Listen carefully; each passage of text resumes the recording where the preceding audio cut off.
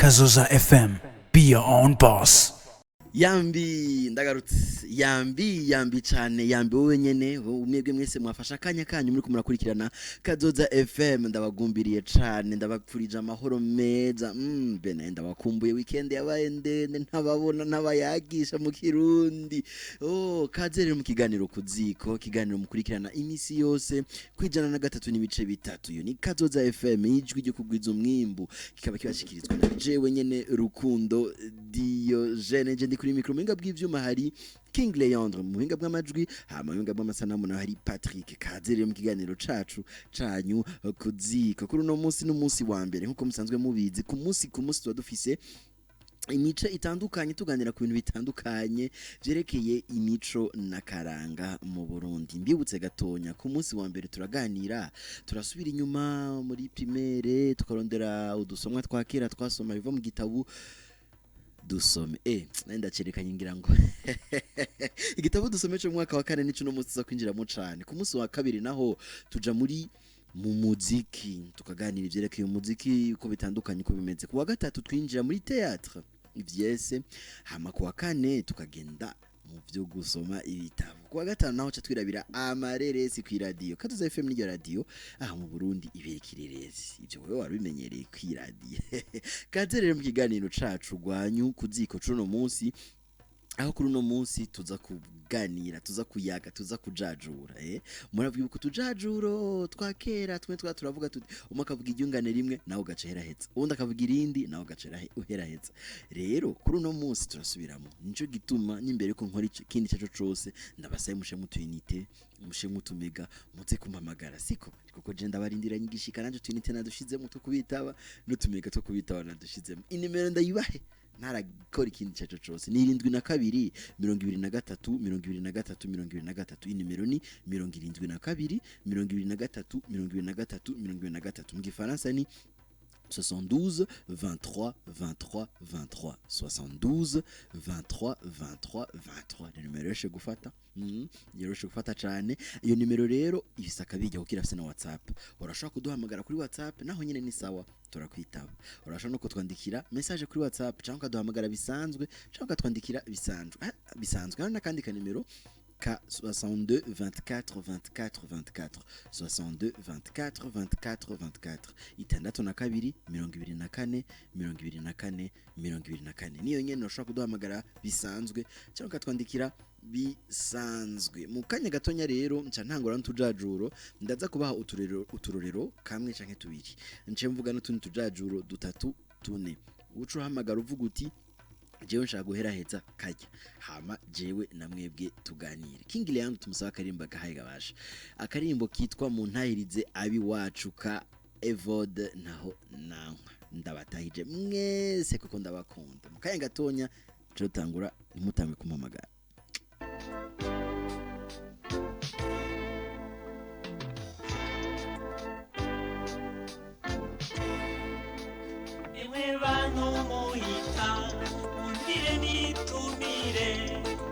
burya naratase arutambundare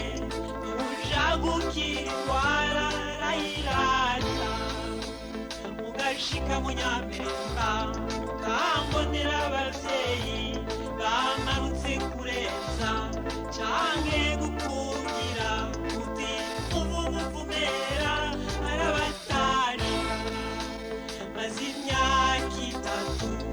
abona nagahita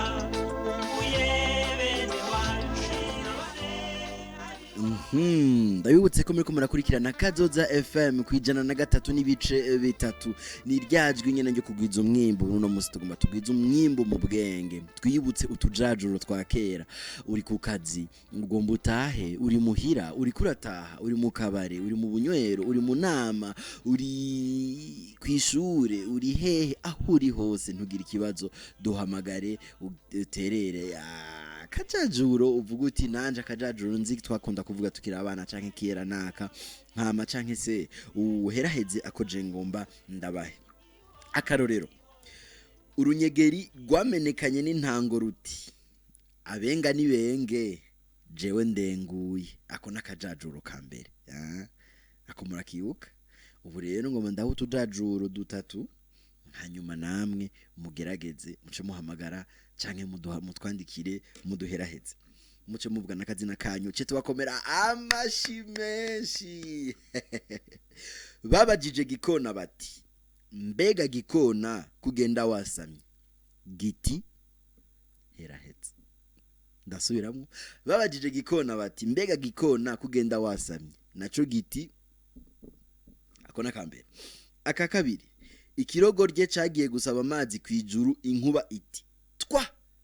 naco giti herahetse ikirogo rye cagiye gusaba amazi kwijuru inkuba iti twa naco giti herahetse aka gatatu babariye Samandari bati urabona gasamandari ukajya inkenekene zimena amaso nawe ati babariye Samandari bati urabona gasamandari ukajya inkenekene zimena amaso nawe ati aka kane ariko kanyuma muri no muce wa mbere agaca kaca kiyagahori gati herahetse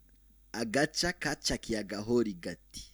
herahetse nuko rero bakunze bakadoza FM ije kugwiza umwimbu ndabarindiriye muhamagare mutampamagaye no kwinca nkorera musozi ndabibemereye uno munsi ncandira mumpamagare kwirindwi na 2 23 ego niyo numero kandi iyo numero tubutse ko ifise WhatsApp turaronsa umwanya twaturonsa umwanya wa mbere ku murongo mbwaci yagenda ntaco subira ugerageze turagwanya amahigwe turaronsa ubundi ku murongo allo Mwiriwe neza. Mwiriwe. Ego, kaze mu kiganiro KU.ZÍKO, ninde tuganira? Ni Bosco mukinanira. Bosco mukinanira, ego. Kaze rero, Bosco ushaka guheraheza akahe kajajuro? Kajajuro kambere kasubiriremwo. Babajije Gikona bati, mbega Gikona kugenda wasamye, giti? Ati ngo ntawumenya hinjya zizananye. Amashi menshi kuri Bosco mukinanira Bosco we ntakibuka gute Asha ndakibuka ciga mu wa gatatu ndaguha kandi ugerageze none ego akahe muri tuya dutatu navuze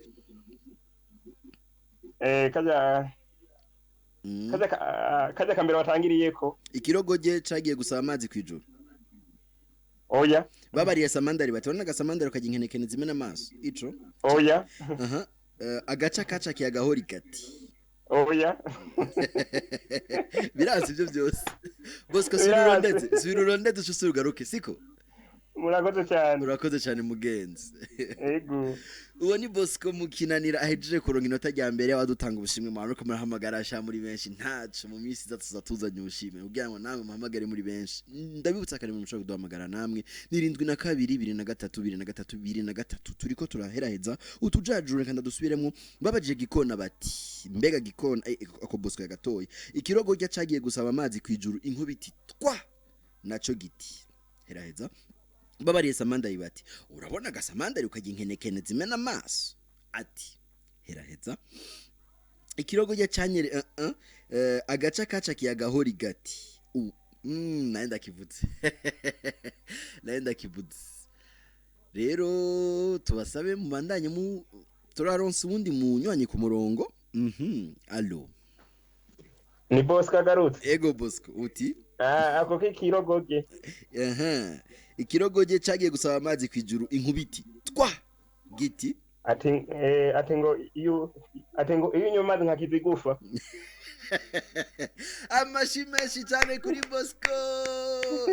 uraciye ubwenge mugenzi yego urakoze cyane nonsa amanota 2 uno munsi ngira ngo ebana nibatakurusha wabusanga utashe ari umushampion wacu uno munsi murakoze cyane urakoze nawe Bosco ego okay dusubirize utujajuro tubiri Bosco ahejeje gutora dufise utujajuro tuvuga tuti babariye Samandari bati urabona gasamandari ukajya inkenekene zimena amaso ati kona kambere aka kabiri agaca kaca kiyagahori gati heraheza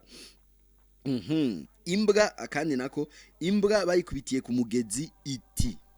koko mwese murakazi hama kandi kanyuma inyamanza bayigize ingumu 8 iti nako murakazi ego twumviriza akaririmbo ka Africa Nova mukurindira ko karimbo kitwa ntukaminyegeze ka Africa Nova mukurindira yuko mutwakura ntimunyinyegeze ariko umunyinyegeze kweri murafisa amamega murafisa utuyinite murafisa akanya mpamagara ndi hano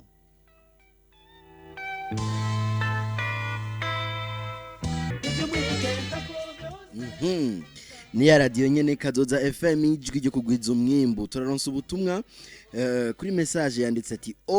oyo ndi Jafet mukinanira ya kabiri duhe twari mu mbeho kweri mukomere murakoze cyane Jafet none heraheza ututujajuro Jafet reka ndatubibutse reka kame kavuga gati babariye samandari bati urabona gasamandari ukajya inkenekene zimena amaso ati heraheza agaca kacakiye agahori gati heraheza akandi imbwa bayikubitiye ku mugezi iti heraheza akanyuma inyamanza bayigize ingumu 8 iti are wanditse ati yo simbona akazina kiwe yaraheraheje kimwe nyene Bosco yatora ati babajije gikona bati mbega gikona kugenda wasamye giti naho umenye ingia zituruka aho uri ndagukomeye amashi turaronse undi munywanyi ku murongo allo Oui, allo Mwiriwe neza Ego amahoro akaradio gashira inyuma zobukoze mugenzi kwera ego Nitwa Willy ego Willy kaze mu kiganiro kuziko uramaja hega Willy Ego Willy Amaraje nagemana inshura kajajo ego Willy vuga akahe ako batumye imbwa kuvoma imbwa bayikubitiye ku mugezi iti ni ibyago binshikiye sinahora mvoma amashi menshi kuri Willy Willy none nk'ivyo wuvyibuka gute nukuri naje ndinda kubisoma wuvyibuka gute ndavyibuka hariho nakandi ngomba guhera heza ego mugenzi uronse nota rimwe ako kintuze kigisiga allo ndakumva Willy akigisiga kintuzeye kinyamanza ego inyamanza bayigize ingumu 8 iti utingeze zo niko ndeha Willy mugenzi urosoma no tabiri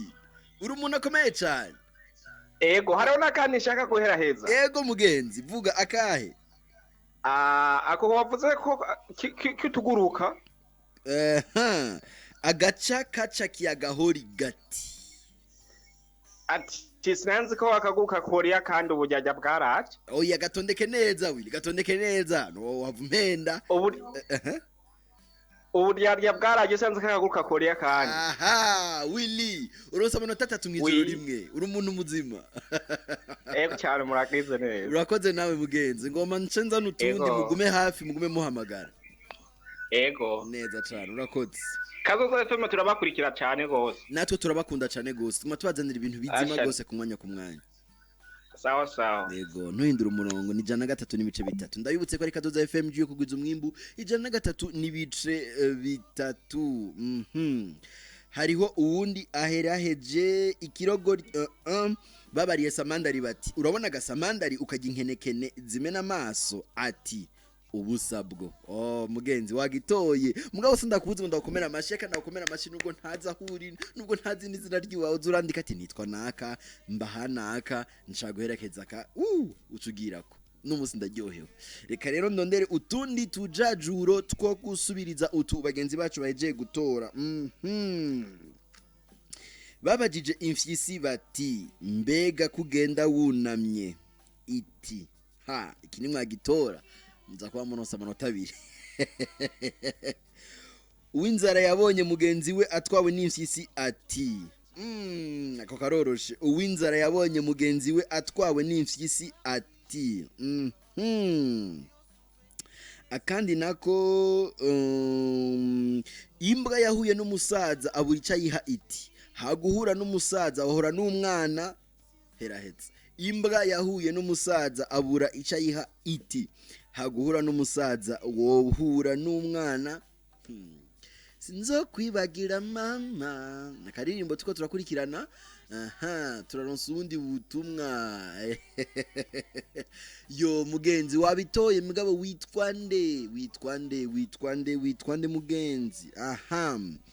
ndi Samuel Gasekebuye ya kabiri agaca ubujyajya bwaraje sinarinze ko yo akaba gatoye Samuel ubundi nawe ati nitwa Clovis nibizi nishura icakane agaca kacakiye agahori gati ubujyajya bwaraje akaguruka nikoriya kandi Clovis wagitoye amashimeshi kuri Clovis kandi naco imbwa bayikwitiye ku mugezi bati burakeye tuhereka abagabo ako nako narinzi imbwa bayikwitiye ku mugezi ngo burakeye tuhereka abagabo ngira ngo habudo hamagara dusigurire neza turaronse ubundi butumwa yego yitwa Eloge mu Busoro inyamanza bayikubise ingumeno akaba gatoye mugenzi gezizo niko ndeha ako bagatoye ubujajuro dufise ubu ni babajije imfyisi bati mbega kugenda wasamye nayo iti heraheza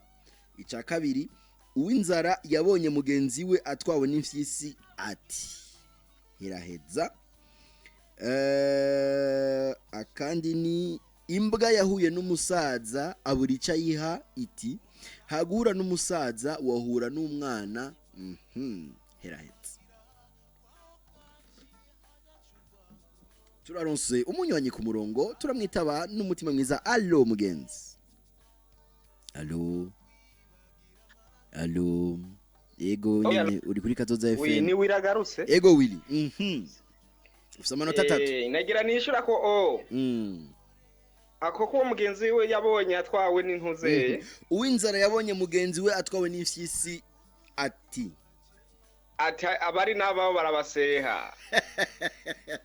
mugenzi Willy tubwire wewe ibintu ubikura he ufite amanota 4 uri umuntu umwe mwijoro rimwe ubikura he ufite igitabo imbere yawe we naravyize ndavyibuka kandi urafite umwana muto yiga mu wa 4 oya narabikunda urabikunda ego none wumva gute no kuwa mbere kurikira tuzanye tujajuro gawidi asha ndireti vraiment ndireti kweri kabisa ko zora mpamagara neza cyane urakoze mugenzi amanota 4 mukanya nsubiriza ico ugume hafi Kazoza FM ijyo guzuma imiganiro ni KU.ZÍKO turonse ubundi munyanya ku murongo allo di mugenzi ni wewe nyene ndiko ndakumva mwiriwe yego amahoro y'Imana bane namwe dogene ruko mwiriwe neza wewe witwa Bukibaruta Aloise ukabuherereye mu Gasekebuye ndabesha wishyuye neza cyane bamahano tangahe ukuri hose tuguwe neza ego Aloise none wewe nawe uheraheza kahe kajaju naye nagira nishyura ko ka gatatu vuga akameze gute nyibutsa imbwa yahuye n'umusaza imbwa yahuye n'umusaza burica yiha iti hagura n'umusaza heraheza mati wohura n'umwana we cyagwa akaguherekeza amashi menshi kuri Bukibaruta mu Gasekebuye uraronse nutajya mbere Aloise yego cyane kandi mbarira kandi numve akandi dufise ni babajije imfyisi bati mbega kugenda wunamye babajije imfyisi bati mbega kugenda wunamye iti heraheza biranse ndaguha kandi yego ikirogo rye canyereye ku gishishwa kiragwa giti ako karoroshe Aloise ati hanyereye abavumvye harakana barugaye oya subiramwe neza siraho neza ni muri iyo nzira nyene ni muri iyo nzira uri hafi cyane ati subiriramwe neza no ikirogo rye canyereye ku gishishwa kiragwa giti heraheza ati ntore ndumyihamagarira oya ako nakandi ako n'umukecuru ikirogo rye canyereye ku gishishwa kiragwa giti aciye imyaka myinshi ngira niyo mpamvu kubera nabeheruka mu mwaka mugabo ijya nyinshi wari watanze ijya mbere yariyo Aloyize mugabo nuko nyene bitari bitonze neza amajambo yarajya ndagufashe bahereza bati haborewe jewe harakantu abaruganye ngira byananiye gupanga neza mugabo numenyesha wari uyifise Ego nshuti yanje muhezagire. Uhezagirwe nawe mugenzi. Radio ni Kazoza FM ije kugwiza umwimbo. Tuko tugwiza umwimbo mu bwenga, tuko turibukanya utuntu twakera, utujajuro twakera. Cyo turacishamwo dufata karuhuko tujajura. Murana mamiriwe murondera amafaranga ku munsi n'ibiganiro vyiza cyane bya Kazoza FM kuva mu gatondo ikiganiro ababoss tuvyuke mukavyuka muri ababoss mukavyuka mufise inguvu nyinshi cyane mukagena mugakora. Izo twitakera mu gupagasa mugaca amahera mugakora inoti ibiganiro bikabandanya vyiza kandi biryoshe uno muso hari kuwa mbere mwarose na master class kubumva igifaransa mwaryohewe cyane mu kiganiro bya Kazoza FM hama ku saa 6 naho muraronka makuru ameze neza anonosoye neza hama ibindi biganiro vyiza biryoshe muraronka inturire ya sport kubakunda ibi sport cyane muraronka sport amasaha 2 mwumviriza sport muramerwa neza gose none raba ku masaha 12 zo kumugoroba muraronka ikiganiro Frambu murahamagara muraronka Frambu none ubu naho tujajure niyo masaha ariko ndindiri umuntu umwe wanyuma kuko munota umwe nca peraheze kiganiro siko nacisha nkirungu no musi mwari mazi mwakoze Radio Kazoza FM ijwi ryo kugwiza umwimbu ikiganiro ni KU.ZÍKO ni ikiganiro tuganira ivyerekeye imico n'akaranga imico n'imigenzo mu Burundi twariko turajajura kuri no munsi reka ndabibutse tuzajura twavuze no munsi kugira ngo kuwa mbere ukurikira tuzogire utundi tujajura akajajuro ka mbere yari babaje gikona bati mbega gikona kugenda wasamye giti nta umenye ingya zituruka aka kabiri kirogo rye cagiye gusa kirogo cagiye gusa amazi kwijuru inkubiti twa naco giti iyo mbura amazi nkagize igufa ka kane babariye samandari bati urabona gasamandari ukajya inkenekene zimana amaso nawe ati ubusabwo hanyuma ka gatanu turagiye kirogo ye cyanyereye ku gishishwa kiragwa giti hawerewe jewe harakanta baruganye ka gatandatu imbwa yahuye n'umusaza burica yiha iti hagura n'umusaza wohura n'umwana burica guha akaguherekeza canka akakwirukana akindwi agaca kaca kiyagahori gati uburyarya bwaraje akaguruka nikoriya kandi akumunani nako bakavuga gati imbwa bayikubitiye ku mugezi iti imbwa ngo bayitikuriye ku mugezi iti imbwa bayikubitiye ku mugezi iti ni ibyago binguye kose nahora mvoma akicenda ni inyamanza bayigize ingumu umunani iti ngezizo niko ndeha umugabo uwinzara yabonye umugenzi we atwawe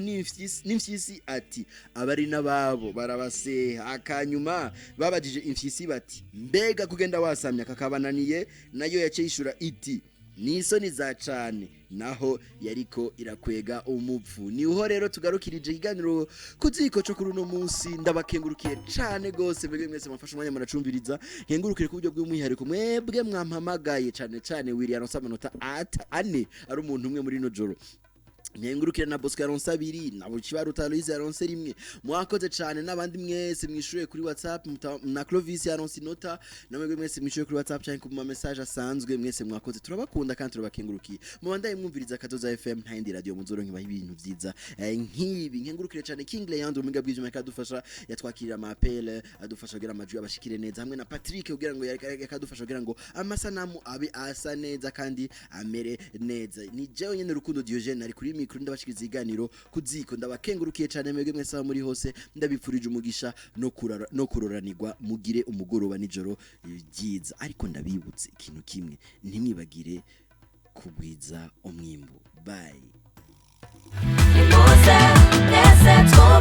ijwi ryo kugwiza umwimbu Kazoza FM